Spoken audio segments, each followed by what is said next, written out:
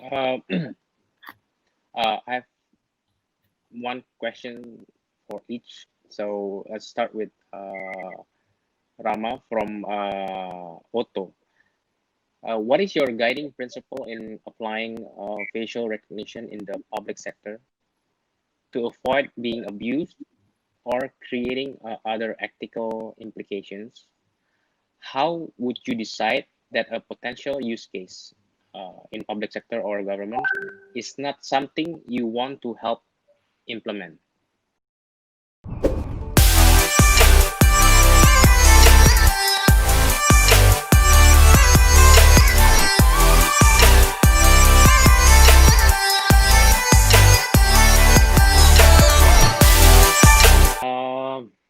Next question from Farhan to Rama. What is your advice for early stage smart city startup for engaging with the government? Well, to engage with the government. It depends. Whether the founders already have, usually when I met a lot of smart city startups, usually the founder came from a government background. Usually they already work in the government, so they're close, they have a network in there. But in terms of, if you're talking about how we can penetrate into the government easier, but without network, let's say being in the government before, work a lot with telco. So like telco providers, Telkomsel, Indosat, they do a lot of smart city initiatives as well.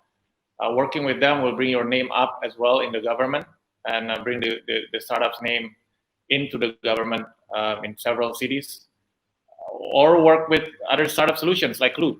We build a platform where we can integrate a lot of IoT devices, a lot of AI capabilities within our Qlue dashboard.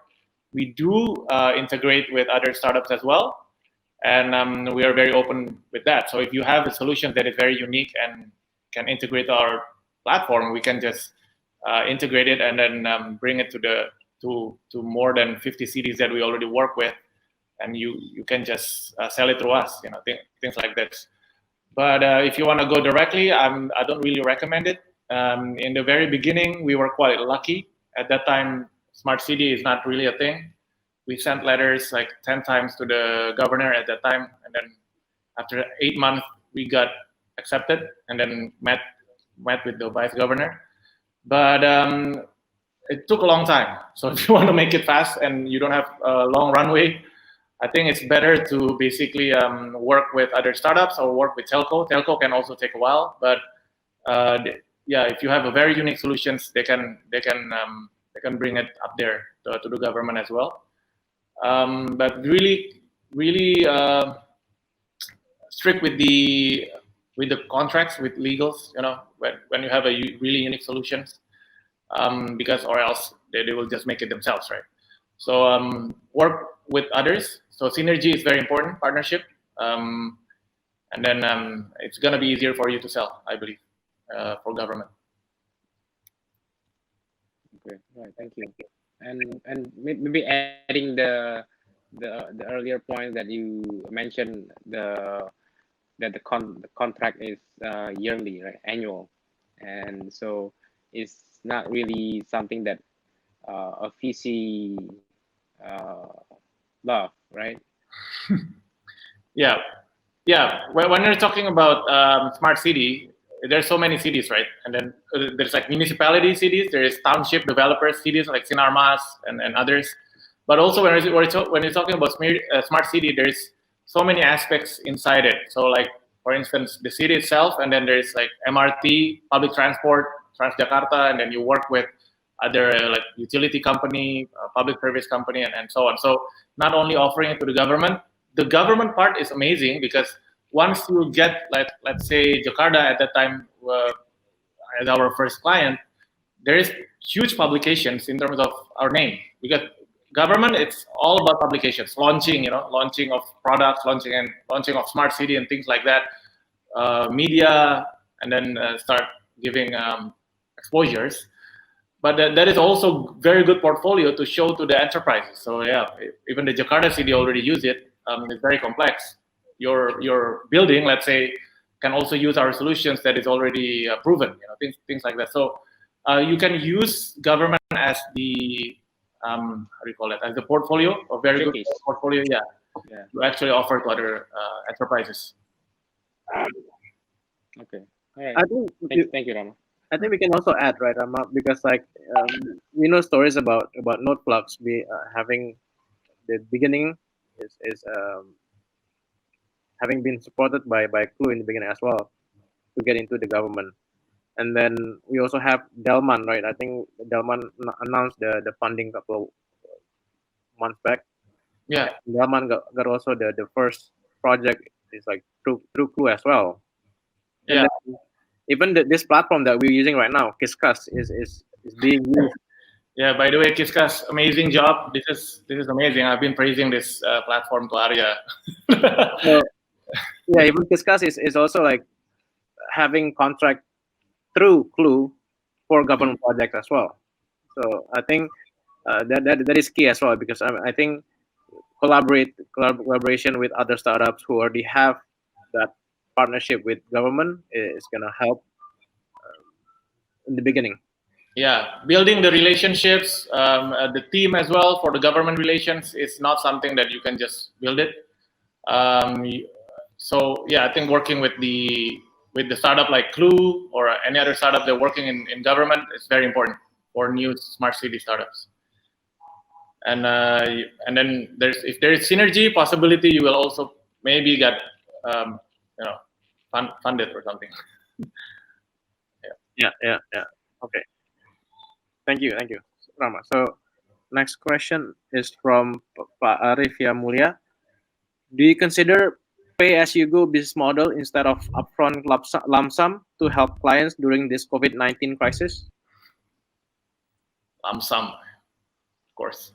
No, I mean, like, do you consider like pay-as-you-go? I think you do already, right? I mean, maybe like this question is more for something that is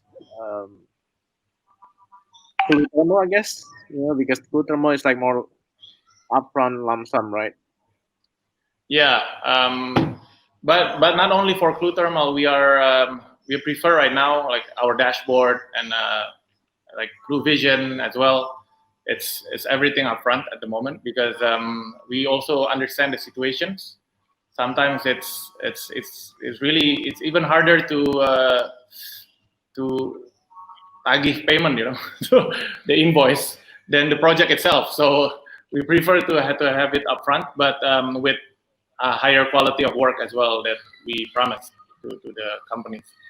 But if you're not in these situations, it's better to have it monthly because you see that it's more sustained, right? It's more stable that way, or else your financial report will look like that, and we don't want that. And sometimes VC asks those kind of questions that it's not really stable.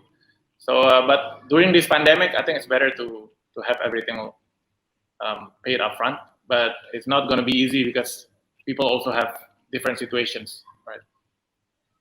Yeah, right. So I guess because it's already 5:42 right now, so I guess let's conclude with the last question. Let's start with Rama first. What's your key takeaway of having been a founder for a while, like 5-6 years, right? What's your key takeaway, and then and your what do you suggest or your advice to someone who wants to start a startup now? Yeah, I always say that sounds cliche, but you gotta do something that you're really passionate and you really love, right? When you're building your startup, so there is the purpose of why you're building this startup.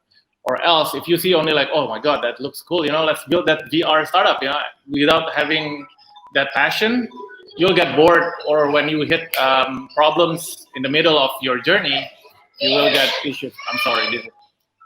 Hey guys. Yeah, I'm sorry, but yeah, in the middle of it, you'll get issues, right?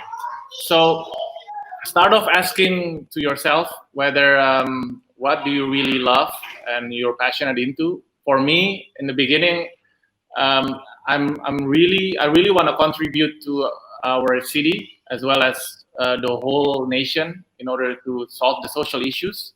That's why we built Qlue in the very beginning. So when we hit problems, any kind of problems, you see problems every day, you don't give up. You just see that as like playing a video game for me. It's like you're just leveling up. You have to level up. You challenge yourself. You have to level up. Things like that. So you see that in different perspectives. So that's the most important key. I think there is one quote that is very, I forgot. I think it was from Mark Twain's. It was you gotta. There's only two things that is important in your life. The first time is the first day you were born, and the second is the second one is the day you found out why. So you have to find out your purpose in life in order for you to basically start something, your journey. Because when you're starting a startup, if you want to build a legacy, you have to build it like you have to really think about it that it's going to be for like a long time, right? Because you want to build an empire, a legacy, and then you want to make impact, things like that. So that's actually what I had in mind. That's a good one, I think. Thank you, Rama. Thank you. Clarissa, what's your key takeaway and your advice? So my advice for new founders, I guess, I share a lot of the same, I feel like Rama gave a lot of good points there. I think one key thing is persistence. I think the level of persistence that you need is beyond what probably anybody that has not done their own business. It's like the level of persistence is just beyond what you can even imagine, because one day business might be doing very well, and then suddenly anything can happen. One can be a pandemic, one can be maybe fundraising, one can be a sudden competitor, one can be a team, something internally maybe happen. So there's so many factors that can happen, and you just need to have you need to not give up, and you need to be very, very persistent. And then another thing is that you have to constantly evolve as a leader. So even the example of changing from B2C to B2B, you have to evolve and continue to learn so many skills, because in order to lead your team, you need to have a certain level of knowledge in these sectors, and you have to learn yourself before you can lead the team in terms of evolving the business, and also and it's not even when you evolve as a business, but the environment changes constantly as well. So you have to continuously be able to know what's happening and how to adapt to new circumstances. So I would say those are two: persistence and continuously evolving as a leader and learning as a leader, so that you can lead your team.